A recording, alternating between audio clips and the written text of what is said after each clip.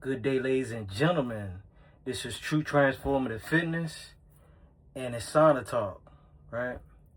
So today's topic is on why you have to move around, and I'm about to hit you. I'm about to make a strong case for that. Okay, all right. So why you need to move around? Think about it. When you have a child, you could just think of an infant or a child or anything, right? They're always on the floor. They're always crawling around. They're always squatting down. If you see that, they're always like in a squatting position, playing with their toys, etc., etc. But as you age or what so have you, you start bending down less, and then you lazy parents, you know what I mean? Always asking your kids to go get the remote or going to get this and that or bend down to go get that for you, you know what I mean? You're doing yourself a disservice, okay? You're making yourself immobile. And also, you're also on top of that, you're affecting your flexibility, okay? Okay? So, you know, the closest thing to death, right, is being still. That's why when your heart stops and all that, rigor mortis start setting in to where, you know, the muscles and stuff start hardening up. So that's what's happening when you are in a sedentary state. You're on your way there. You're closer to not being mobile than being mobile. You understand what I'm saying? You know, that's why I'm in a sauna. You know what I mean? Yes, I did several workouts today. Yes, I trained several different clients.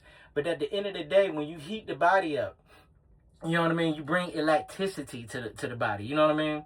You know, just like if you warm a car up, you know, all the components and oil, all that stuff has to get to temperature for the vehicle to start running properly.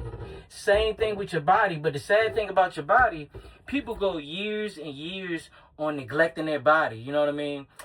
Tendons and joints tighten up. You know what I mean? And they expect for all of that damage that's been done year after year after year, they expect for it to be remedied in a month or two.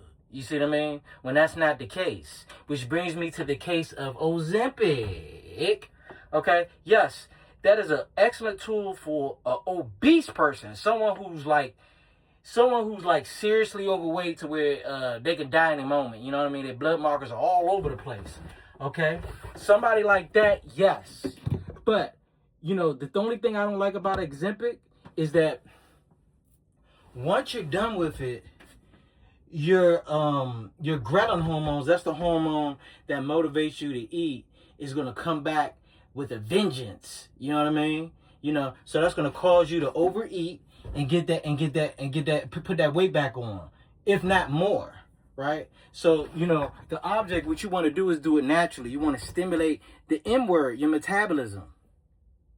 That's the secret word. You know what I mean? That's why if let's just say you're a 230-pound person and you lose weight fast, like you should only be losing a pound or pound and a half to 2 pounds a week.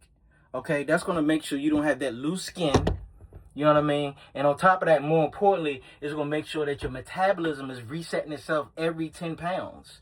You see what I mean? Because if you lose that weight too fast, from 230 to 180, 190, your metabolism is still going to think that you're a 230-pound person.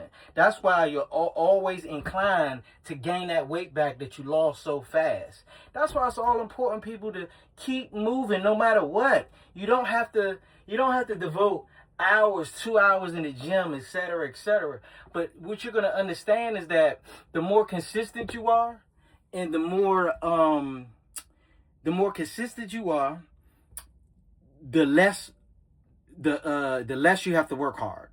Okay, in the beginning, yes, you're gonna have to work hard to build that muscle and lean out. But once you get there, it's gonna be fairly easy to maintain.